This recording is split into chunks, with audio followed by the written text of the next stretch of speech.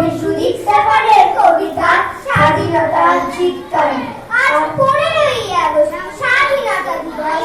চারিদিকে কত কথা, ধূপ প্রদীপ, কত রকমের ফুল মালা, কত রকমের মিষ্টান্ন দ্রব্য, জিলিপি, বোঁদে, মিঠাই, আর শোনা যায় মাইকে হাজারো ভাষণ। কিন্তু কেউ স্বাধীনতার কাছে একবারও জানতে চাইছে না সে খুশি কিনা।